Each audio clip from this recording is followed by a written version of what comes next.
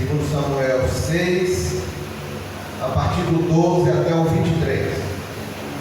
Então avisaram a Davi, dizendo: abençoou o Senhor a casa de Obed-Edom e tudo quanto tem, por amor da arca de Deus. Foi, pois, Davi e trouxe a arca de Deus para cima da casa de Obed-Edom à cidade de Davi, com alegria. E sucedeu que, quando se levavam a arca do Senhor, tinham dado 6 passos, sacrificava bois e carneiros cevados. E Davi saltava com todas as suas forças diante do Senhor. E estava Davi cingido no éfode de linho. Assim subindo, levavam Davi e todo o Israel a arca do Senhor, com júbilo e ao som das trombetas.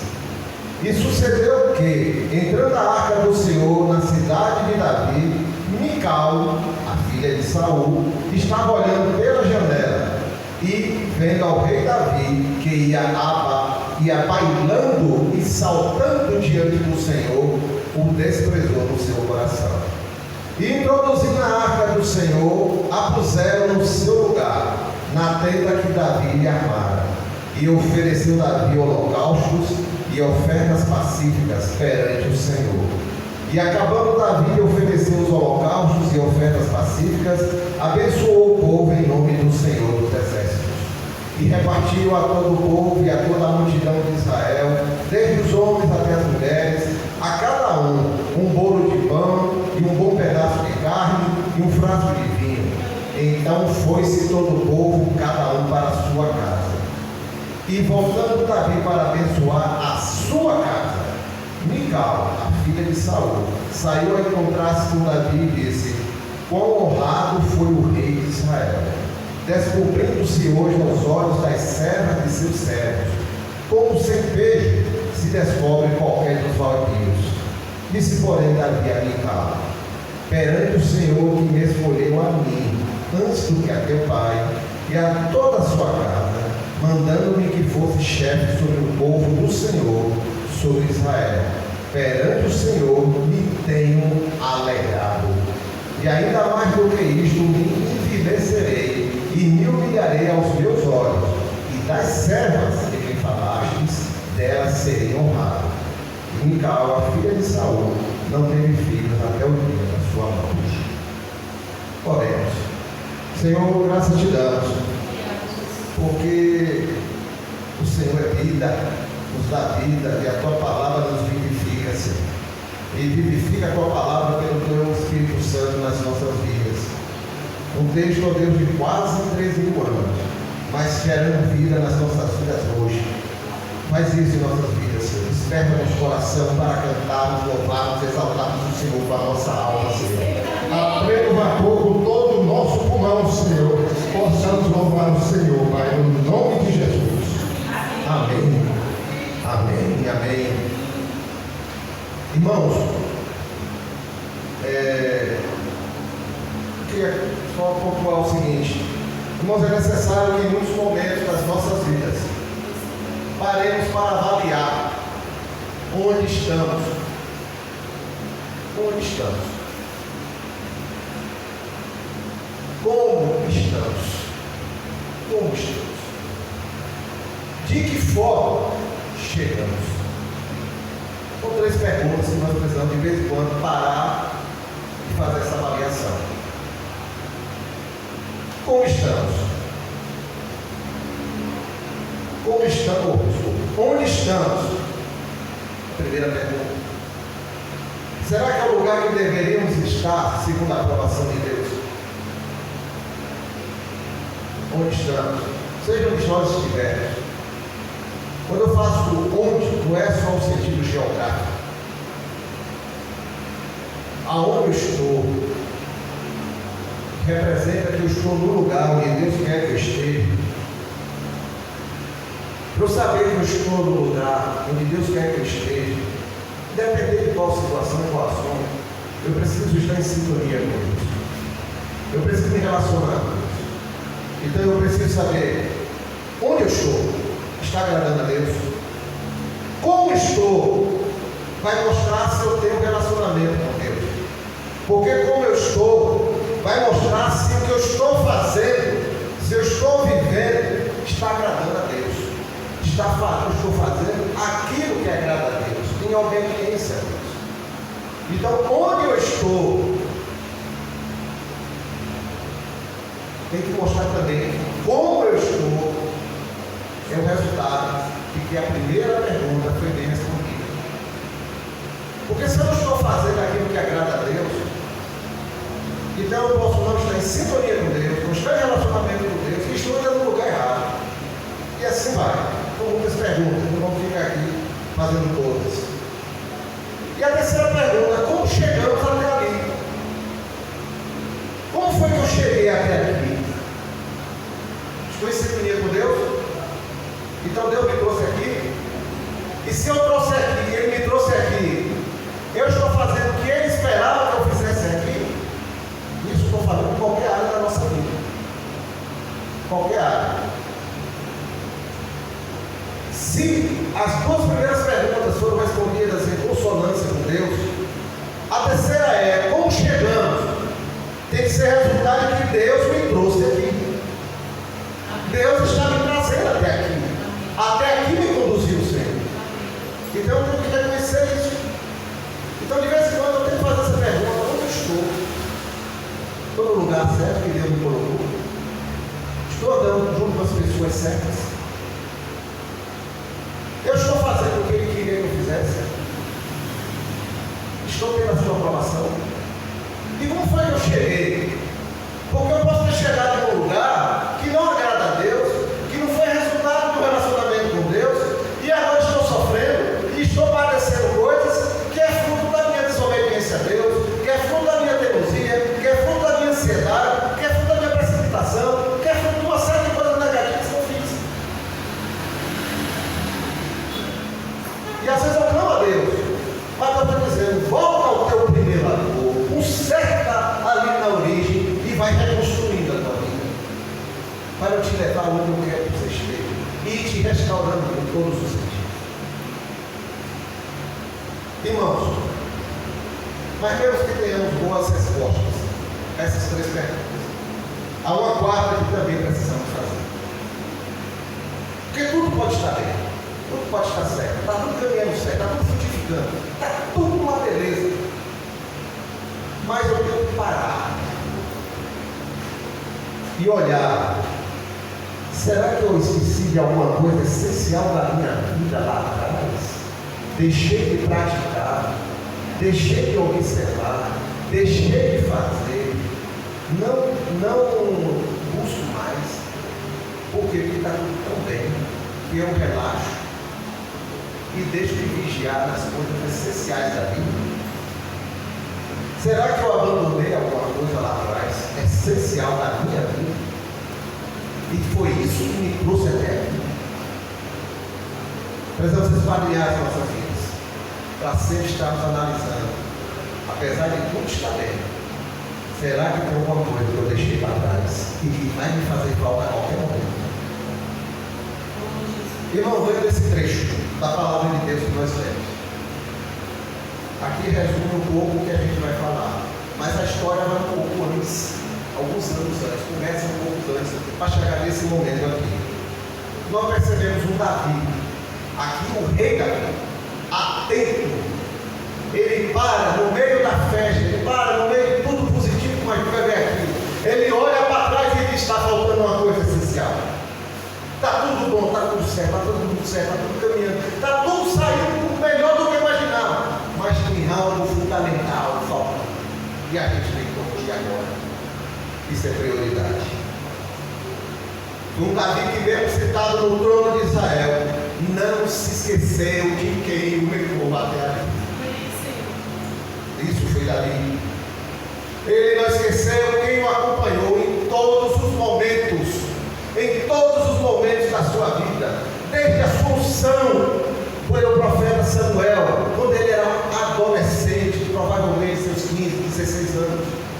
Ele vai e recebe a unção de Samuel. A partir dali começa a história de Davi que nós conhecemos.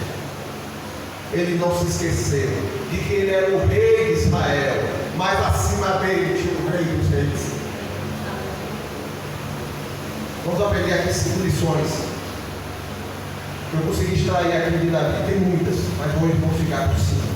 A não ser que os irmãos tenham mais umas 5 horas aí para guardar. Tudo bem? Luciana riu, ela tocou. Primeira lição: irmãos, viveremos ou vivemos tempos de dúvidas, tempos difíceis e tempos de espera.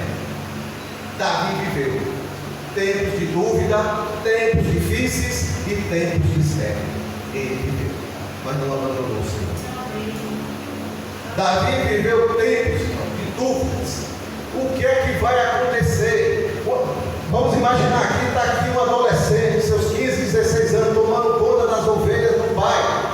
De repente chega o profeta Samuel. Quem era o profeta Samuel naquela época, meus irmãos?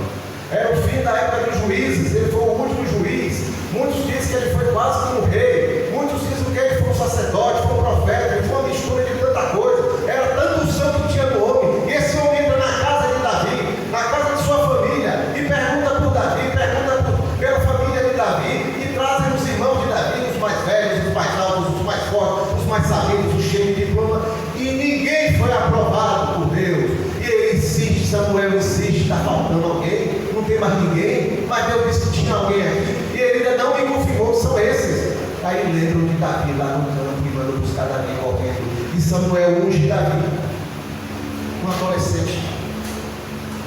Unge para o quê? Você será o futuro rei de Israel. Só isso. Só isso. E o que é que ficou para Davi depois que Samuel foi embora? Um bocado de dúvida. Quando isso vai acontecer? Não sei. Samuel não disse. De que forma vai acontecer? Não sei. E eu vou ser ensinado a ser rei? Não.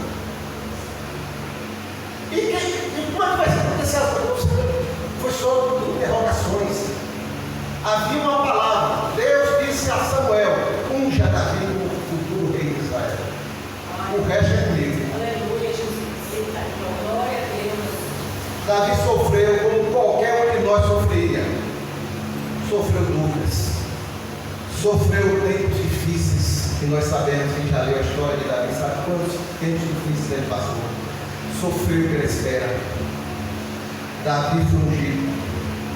Davi era visto, irmãos, como a gente vê na palavra, era visto com desprezo pelos irmãos, os próprios irmãos. Davi era visto como nada. Davi era visto como uma pessoa sem futuro. Davi era visto como um incapaz. Vai lá cuidar daquelas poucas ovelhas. Foi isso que ele ouviu do irmão quando levou os alimentos para os irmãos que estavam lá, acampados no exército de Saul. Vai lá cuidar das poucas ovelhas. Como será que Davi tratava isso no seu império? Dúvidas não faltavam. É ungido rei. Na concepção atual da igreja, um certo tipo de igreja que existe hoje, você recebe a unção, agora está tudo resolvido, ninguém fica mais na sua frente. O Davi foi o contrário, ele recebeu a unção, aumentou os problemas agora. Aumentaram os problemas de Davi. Os irmãos passaram a perseguir mais ainda. E outros problemas vieram no futuro. E agora? A unção trouxe problemas? Como é que Davi resolveu isso no seu interior? Quantas questões Davi colocou diante de Deus? Senhor, o que é essa história? Porque Davi se relacionava com Deus. Davi se relacionava com Deus já na cidade. Para que essa unção, Senhor, para que essa promessa, nada mudou na minha vida. Às vezes ficou até pior. Irmão, como está teu coração acerca das promessas que Deus já te fez? Como está teu coração acerca das promessas que Deus já te fez? Você tem cobrado ao Senhor? O Senhor parece que nunca vai acontecer. De que forma vai acontecer? Quando vai acontecer? Quando vai vir, Senhor? Como você é ministro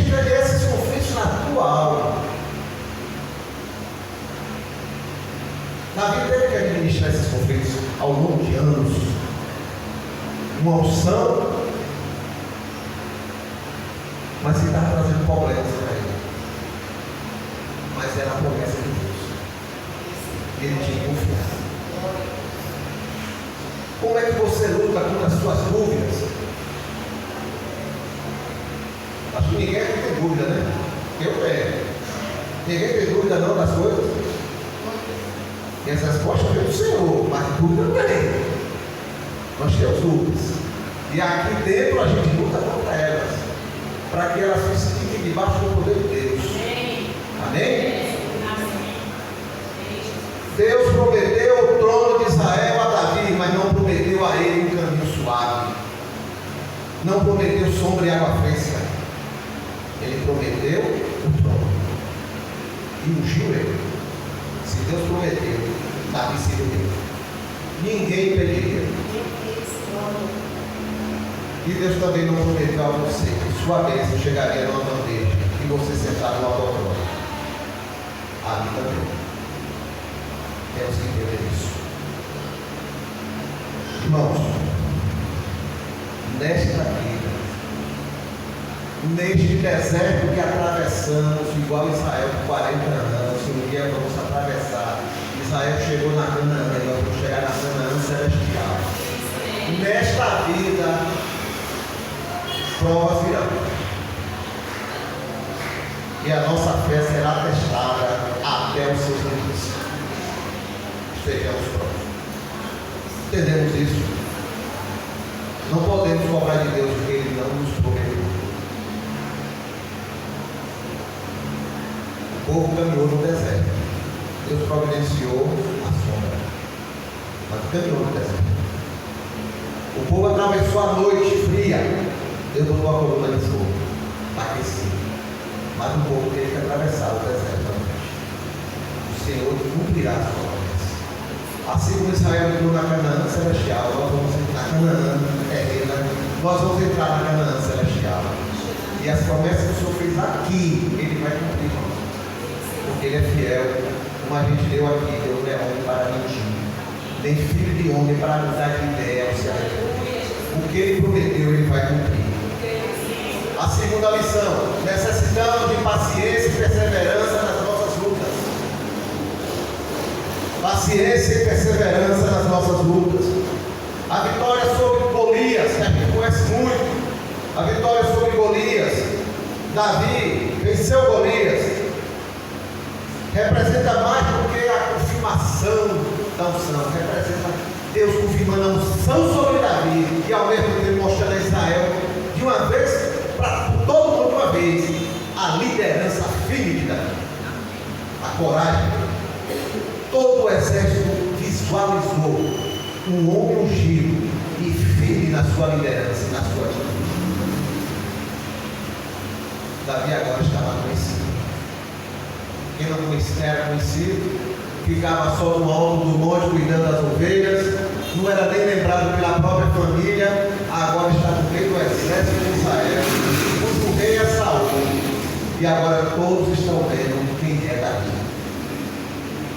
Davi mostrou com atitudes que confiava no Deus de Israel e que sua vida estava nas mãos dele, não na de Golias, não dos seus irmãos, não de Saul, estava nas mãos de Deus. Foi essa atitude que Davi mostrou. E com a vitória sobre Golias, Davi teve acesso direto a Saul. Davi agora estava frente a frente com o rei Saul, sentado no trono de Israel.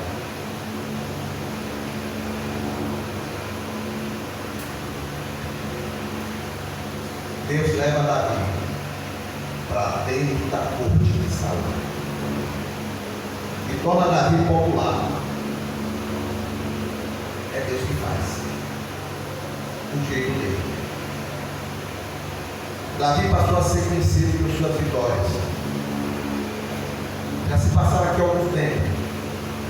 Davi, pela sua liderança, foi levado para o exército de Saul, o exército de Israel. Dentro do exército ele consegue mostrar sua liderança. E ele já consegue liderar tropas.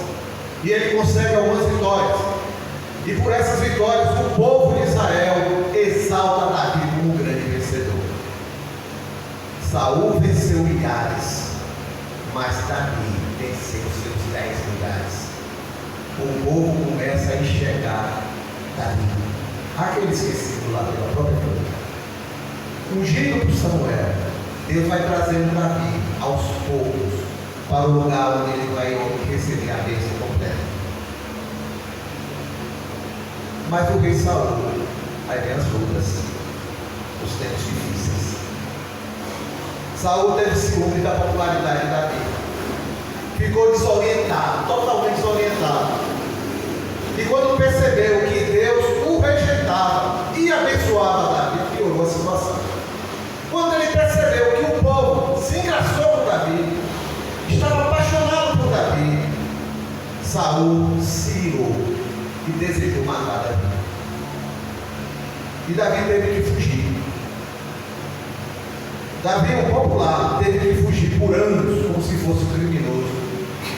Teve que se esconder em cavernas, andar pela nação, de lugar em lugar, se esconder, para não ser preso e ser morto pelo exército do rei. E a unção, Angélica, e a unção, mas Senhor, de novo, mais problema, mesmo perseguido e injustiçado, Davi teve a oportunidade de matar Saul 2 vezes. A Bíblia relata isso. Mas uma coisa que nós temos que entender, que Davi entendeu bem claro. Davi entendeu que quem colocou Saul no trono de Israel foi Deus. E Deus não tinha mandado ele tirar Saul de lá. Isso não era papel de Davi. Isso competia a Deus. Davi não se meteu nesse problema. Quem vai tirar Saul? Não, eu sou rei ungido. É Deus que tira. Não levantarei minha mão contra o ungido do Senhor. O Senhor não mandou. Não vou fazer o que Deus não me mandou. Davi decidiu no seu coração: esse assunto pertence a Deus. E só Ele vai resolver. O momento e a forma de Saul sair do trono era uma decisão de Deus, não de Davi. Aí vai a pergunta: você tem paciência nas questões que não competem a você resolver?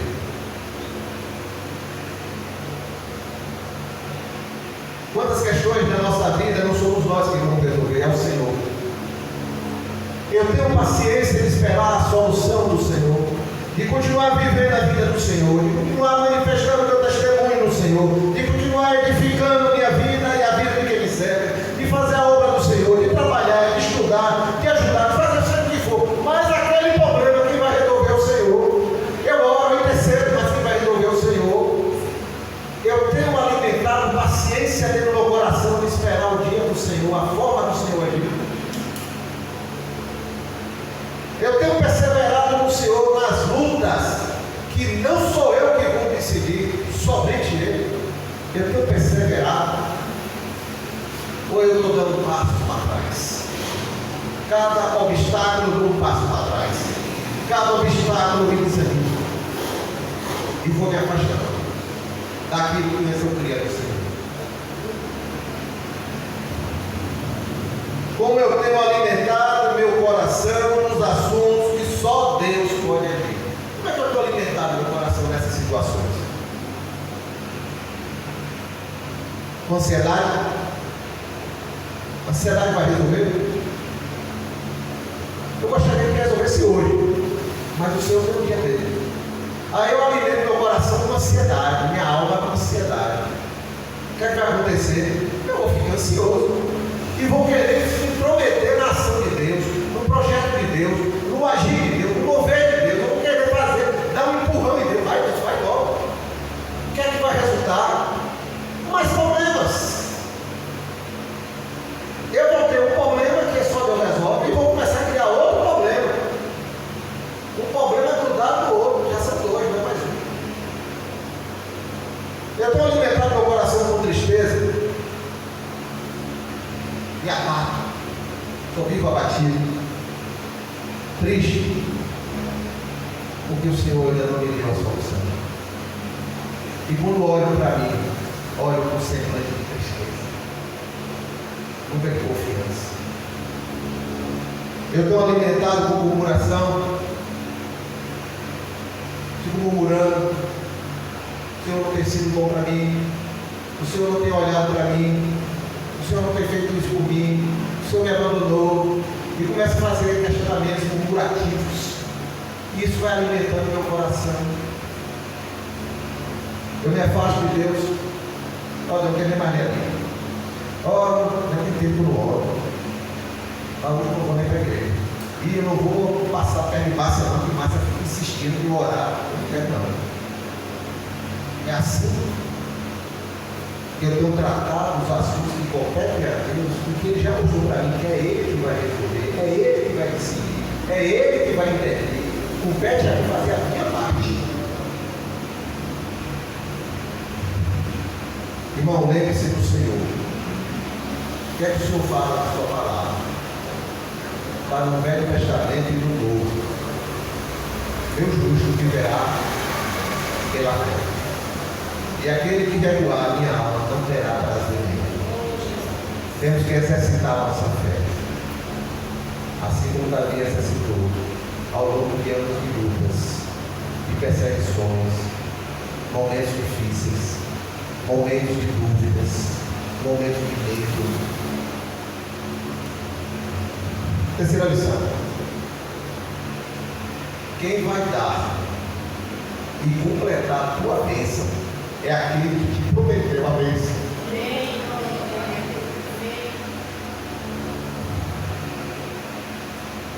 Os anos passaram, Davi teve que fugir de Saul, viver como um fugitivo, foi desonrado pelo seu próprio rei.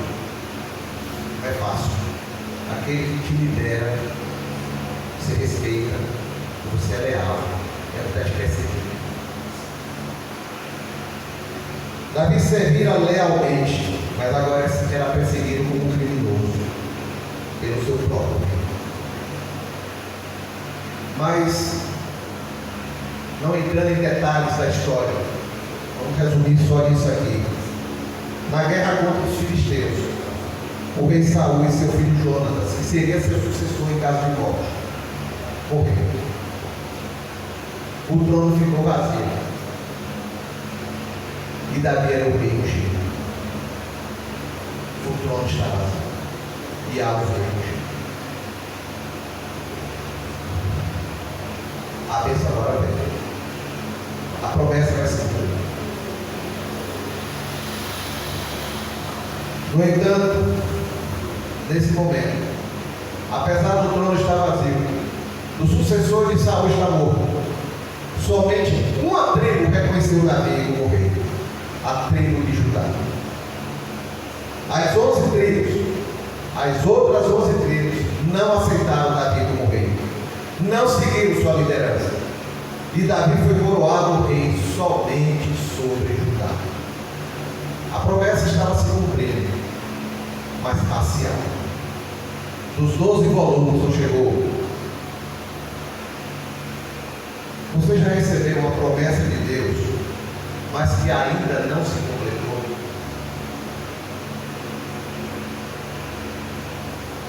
Por causa disso, você tem se percebido impaciente, ou ansioso, ou murmurando, porque sua bênção não chegou completa.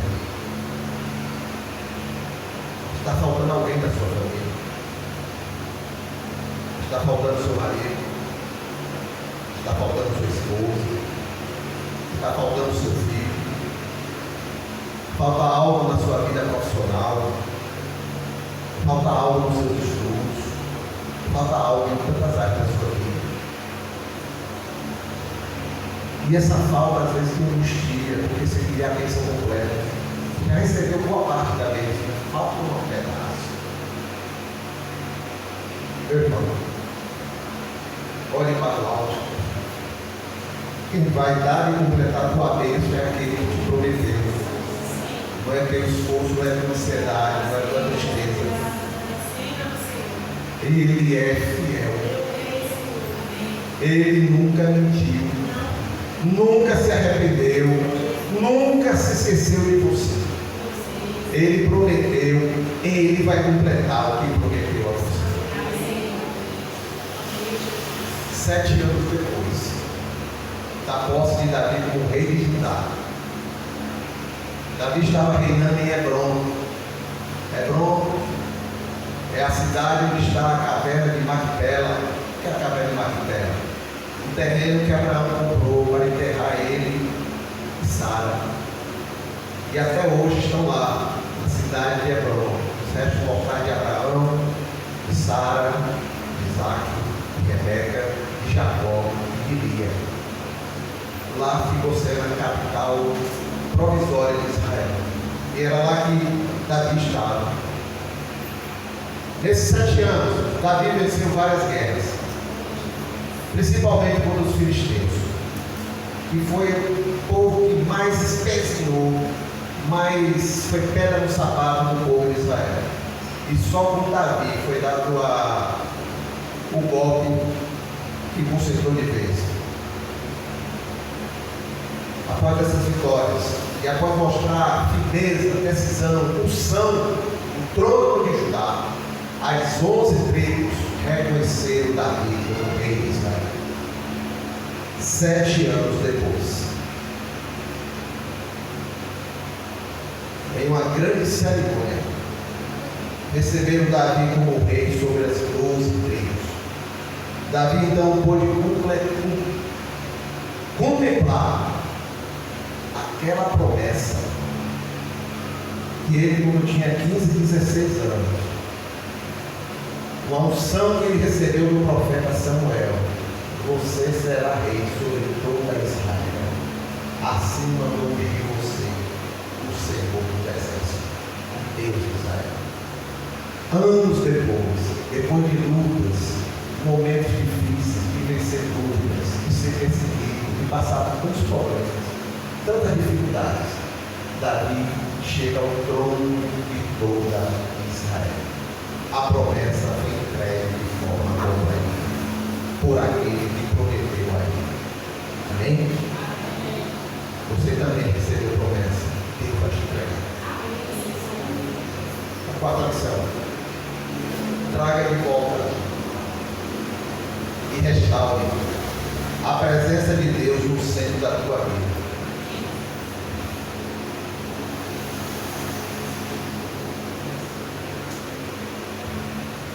Irmãos, há momentos na vida, momentos de alegria e celebração. A gente viu no texto, só a palavra alegria aparece umas 5, 6 vezes. Júbilo, mais algumas. Contentamento, festa, festivo, várias vezes. Foram momentos de alegria e celebração. E como nós precisamos disso, como nós precisamos ter alegria e celebrar os momentos de alegria. Temos direito, nós precisamos. Somos humanos. E isso também nos abastece a nossa alma. Nessa jornada, nesse mundo, precisamos ter momentos de celebração, de alegria.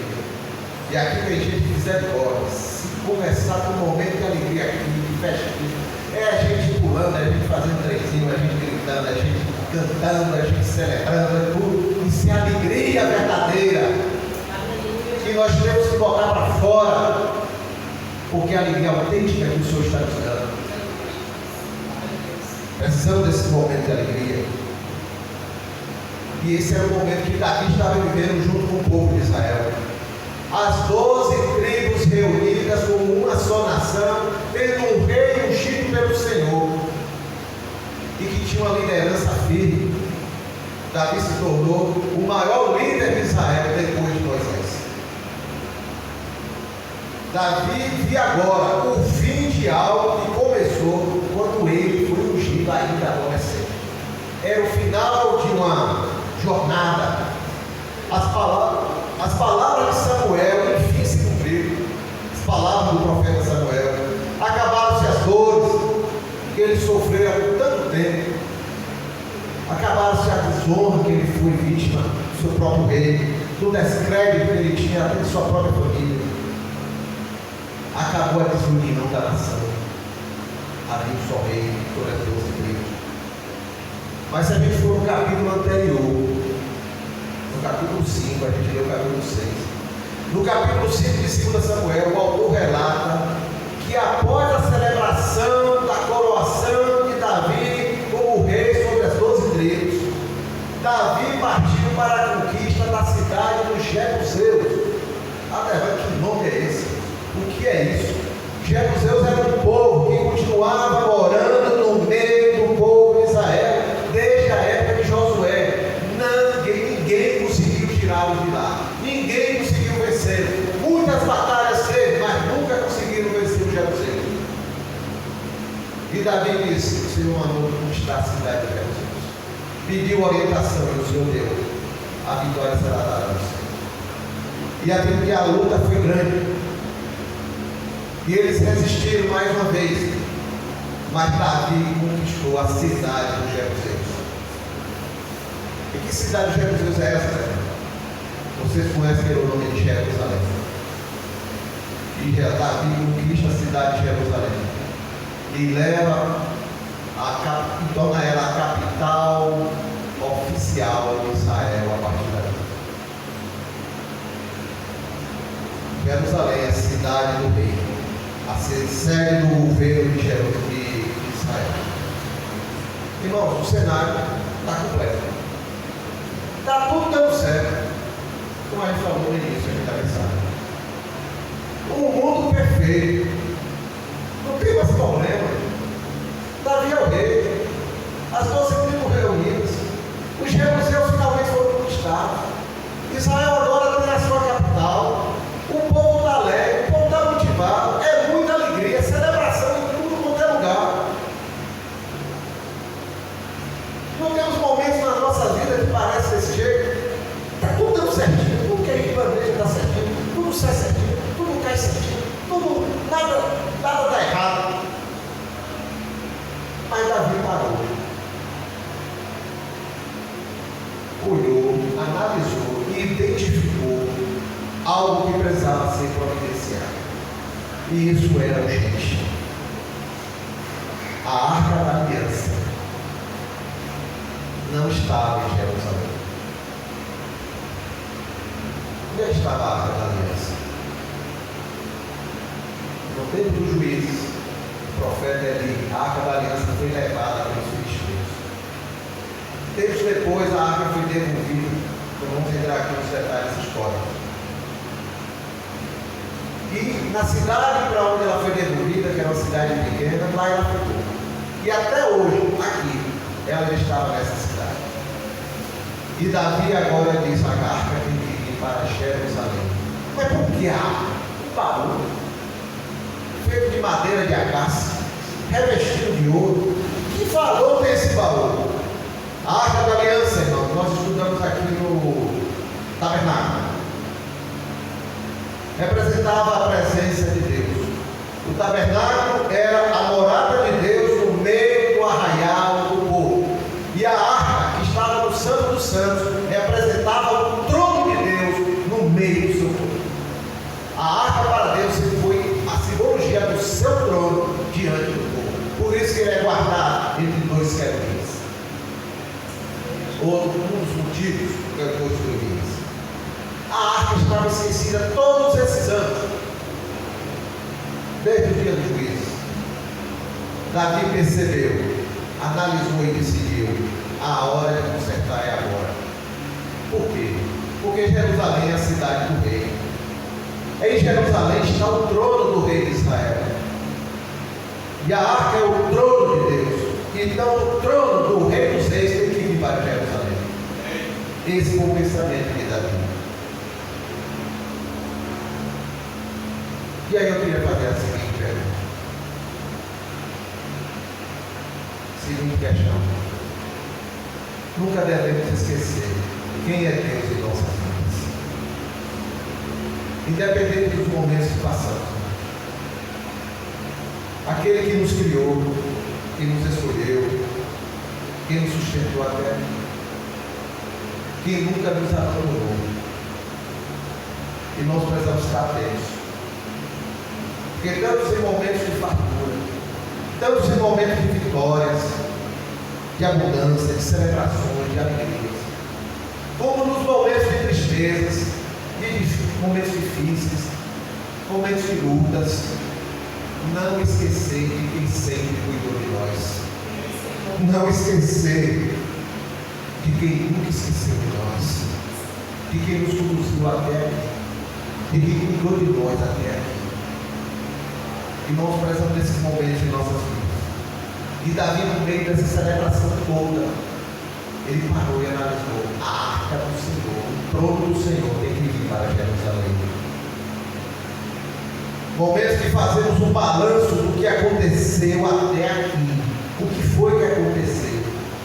Eu tenho que cultivar no meu coração ações de gratidão ao Senhor por o que Ele já fez na minha vida, de lembrar o que Ele tem feito em minha vida todos os dias. Momento de trazer Ele, o Senhor, de volta ao centro da minha vida e colocar a minha vida de novo no centro da vontade do Senhor. Precisamos ter momentos nas nossas vidas, porque as alegrias, as tristezas, as vitórias, os problemas podem nos fazer tirar o foco. Quem é que podemos?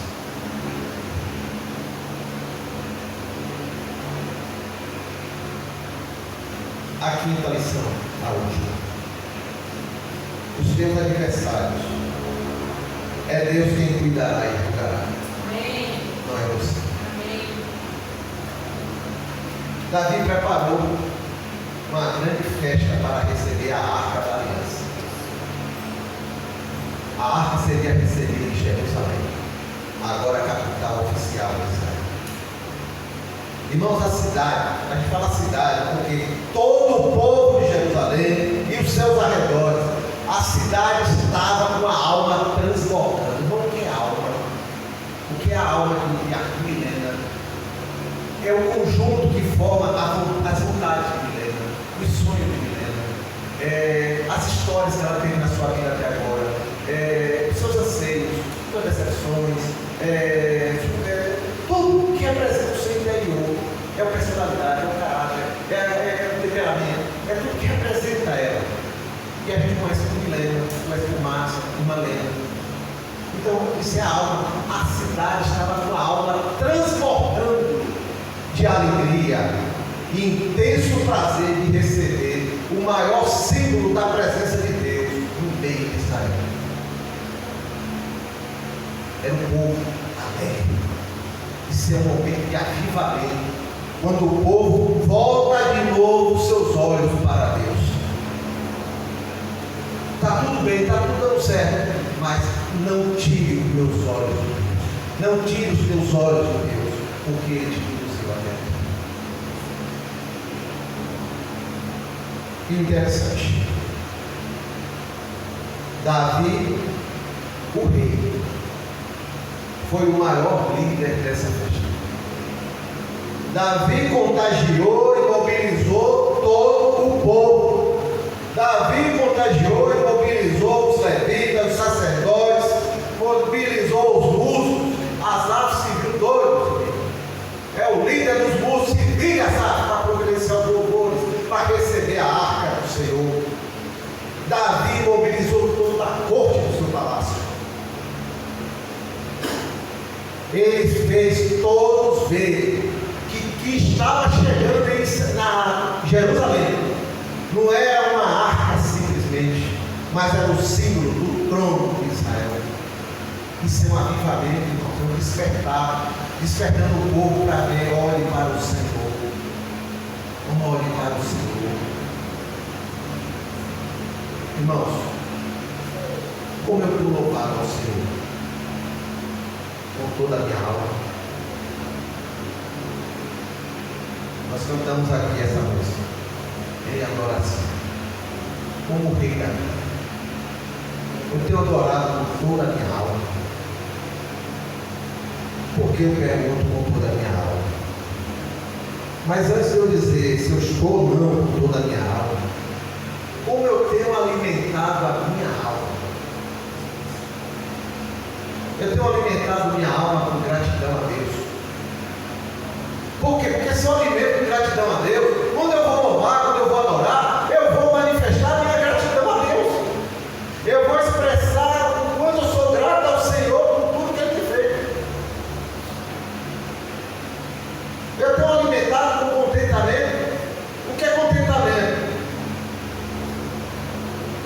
Senhor é suficiente para mim. Ele cuida de mim. Se Ele quiser me dar mais, Ele dá. Se Ele não der, eu estou satisfeito com Ele.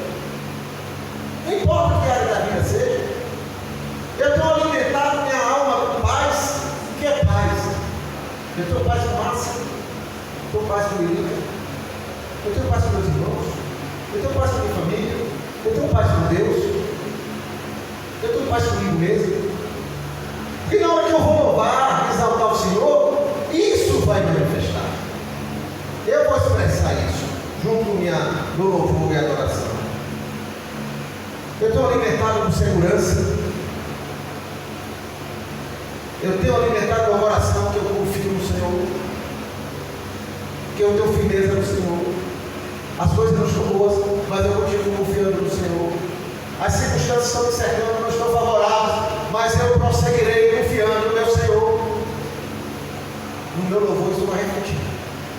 Na minha adoração isso vai refletir. Eu estou alimentado com esperança. Senhor, eu não sei como é que vai resolver. O negócio está feio, o mar é grande, eu não sei como atravessar, mas eu confio que o Senhor vai providenciar alguma coisa. O Senhor vai providenciar alguma coisa. Porque o Senhor me mandou para aqui. Então eu tenho certeza que foi o Senhor que me fez caminhar para esse lado. Então o Senhor vai abrir a porta. O Senhor vai providenciar alguma coisa. Eu não sei como é que vai ser, mas eu tenho esperança no Senhor. Assim é o Senhor. Eu estou alimentando minha alma com confiança nas promessas dele. Porque na hora que eu louvo, eu exalto o Senhor, eu adoro. Eu vou ter que expressar isso, o que minha alma está cheia. Mas se eu estou alimentando minha alma de frieza, eu vou manifestar frieza no meu louvor e na minha adoração. E na minha oração. Se eu alimentar de ingratidão, ou seja, eu não sou grato ao Senhor, eu vou manifestar ingratidão no coração. Não vai fluir um perfeito louvor. E ainda pior é que eu não entendo porque é que o meu irmão do lado está louvando de uma forma tão simples e tão maravilhosa e eu não consigo, porque minha alma está cheia de coisas que não era para falar. Se faltar relacionamento com Deus, o que vai se manifestar no louvor e na adoração será o vazio da falta de Deus. Posso manifestar minha alegria, irmãos. É interessante isso. Quando a gente manifesta alegria pelo gol do seu time, não estou condenando aqui, mas manifesta alegria, porque está alegre. Meu time fez gol, é alegre. Manifesta alegria porque foi chamado para o emprego. Que alegria eu tive quando eu olhei lá, ali está meu nome aprovado para ser chamado. E eu tive que ficar quieto, porque se eu gritasse ali, eu ia ser chamado de todo, não sei o que está acontecendo, eu tive que sair e ir muito rápido. Mas que alegria! Alegria por passar em uma prova. Quantos dias eu já veio em universidade, escola, me deu uma prova, muito bem, nova. Meu Deus, uma prova difícil, eu passei. Ir para uma viagem, que lugar maravilhoso. Sempre sonhei de vir num lugar como esse. E quando eu estou na presença de Deus, o que é que me impede de transportar de alegria? O que é que eu estou alimentando a minha alma? É infinidade. Eu vou louvar a quem eu não estou sendo agradecido, a quem eu não estou me relacionando, a quem eu não confio, a quem eu não confio nas suas promessas, a quem eu murmuro. Mas Davi celebrou com toda a sua alma, de forma intensa, manifestou sua alegria. Ninguém que olhava parecia que ali não era o rei, era uma pessoa comum da população, pulando, exaltando, dançando, gritando e louvando o nome do Senhor. Esse era o rei Davi. O que ele estava vivendo ali, meus irmãos? Davi olhou para trás e viu toda a sua trajetória até ali, e viu Deus cuidou de mim até aqui.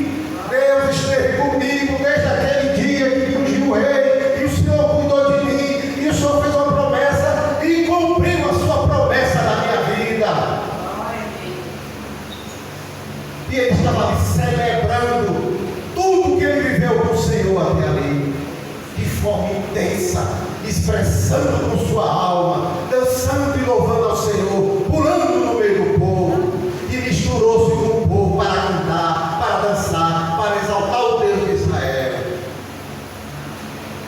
Davi, o rei de Israel, estava no meio do seu povo, exaltando o rei dos reis, e mostrando ao povo: eu sou rei de vocês, mas acima de mim tem aquele que é o maior, que é o nosso Deus.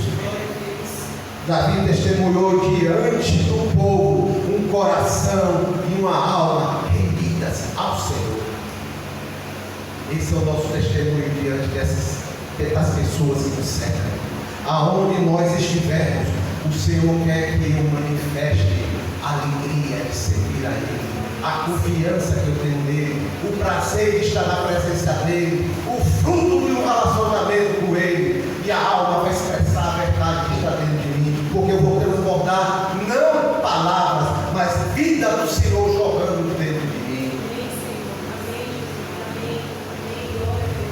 Davi não teve vergonha de ser ele mesmo. Por isso que a gente falou aqui de alma. Não tenha vergonha de ser você.